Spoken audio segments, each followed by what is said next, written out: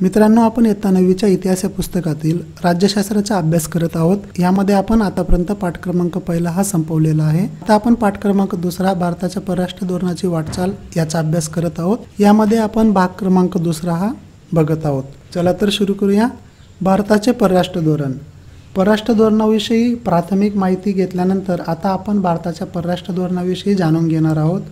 1947 साली भारताला स्वातंत्र्य मिळाले आणि तेव्हापासून भारताने आपले परराष्ट्र धोरण स्वतंत्रपणे आखण्यास सुरुवात केली। भारताच्या संविधानातील मार्गदर्शक तत्वांमध्ये राज्याने परराष्ट्र धोरण कसे आखावे याविषयी तरतूद केली आहे। मार्गदर्शन तत्वांमधील कलम 51 नुसार परराष्ट्र धोरणाची एक व्यापक चौकट स्पष्ट करण्यात आली आहे। त्यानुसार भारताने आंतरराष्ट्रीय शांतता व सुरक्षिततेच्या जतनाला प्राधान्य द्यावे, आपल्या आंतरराष्ट्रीय समस्या किंवा वाद शांततेच्या मार्गाने सोडवावेत असे स्पष्ट केलेले आहे।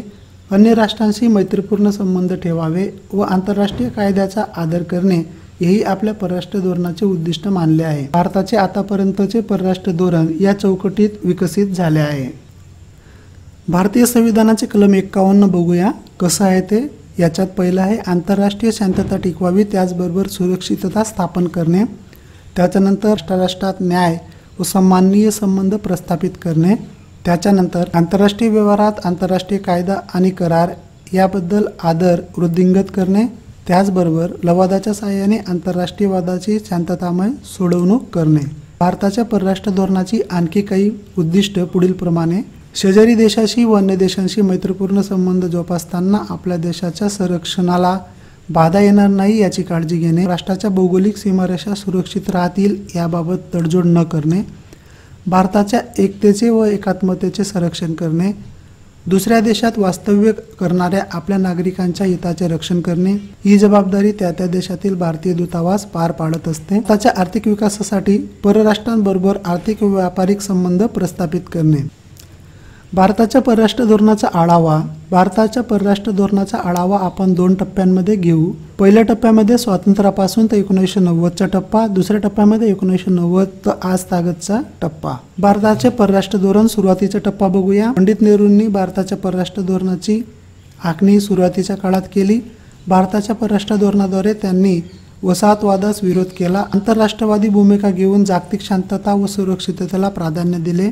या काळातील भारताच्या परराष्ट्र धोरणावर 3 बाबींचा प्रभाव होता। पहिली, सर्व आंतरराष्ट्रीय घडामोडींचे आकलन कोणत्याही सत्तेच्या दाबाशिवाय स्वतंत्रपणे करण्याचा प्रयत्न केला। शांतता हे नेहमीच्याच भारताच्या परराष्ट्र धोरणाचे वैशिष्ट्य राहिले आहे। दुसरा, पाकिस्तान आणि चीन या देशांकडून असणारे धोकेही विचारात घेण्यात आले। तिसरा, स्वावलंबनाचा आग्रह व त्यावर असणारा परराष्ट्र धोरणाचा भर हेही तत्कालीन परराष्ट्र धोरणाचे वैशिष्ट्य होते। अगदी सुरुवातीच्या काळात भारताने आपल्या परराष्ट्र धोरणाद्वारे आशिया खंडातील देशांबरोबर संबंध सुधारण्याचे प्रयत्न केले। आशियाई राष्ट्रांशी सहकार्य करून विकास साधण्याचा आणि आपले स्वातंत्र्य अबाधित ठेवण्याचा प्रयत्न या काळात झाला। ही प्रादेशिक किंवा क्षेत्रीय विकासाची कल्पना पुढे आफ्रिकेपर्यंत विस्तारित झाली, परंतु काही आफ्रो आशियाई देश अमेरिका व सोव्हिएत युनियन यांच्या शीतयुद्धकालीन लष्करी संघटनांचे सदस्य झाले, त्यामुळे प्रादेशिक विकासाची प्रक्रियाही थांबली।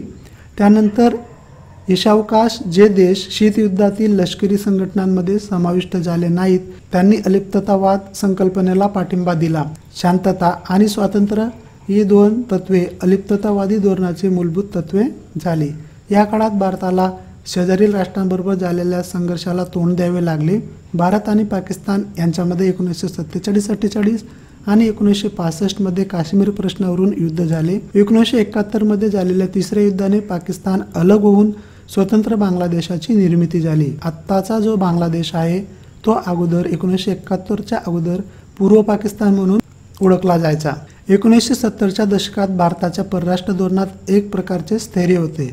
दक्षिण आशियामध्ये एक प्रबळ प्रादेशिक सत्ता म्हणून भारताचा उदय झाला होता। त्यामध्ये भारताने अणुचाचणी करून अणुसंशोधनाच्या क्षेत्रातील आपली क्षमता सिद्ध केली। 1980 नंतर मात्र काही बदलांना सुरुवात झाली। दक्षिण आशियाई राष्ट्रांमध्ये सहकार्य वाढीस लागावे म्हणून सार्क ही संघटना स्थापन करण्यात आली। चीनबरोबर असणारे संबंध सुधारण्यासाठी भारताने संवाद सुरू केला। सुरक्षिततेच्या क्षेत्रातील सहकार्यासाठी अमेरिकेबरोबर भारताने देवाणघेवाण करण्यास सुरुवात केली।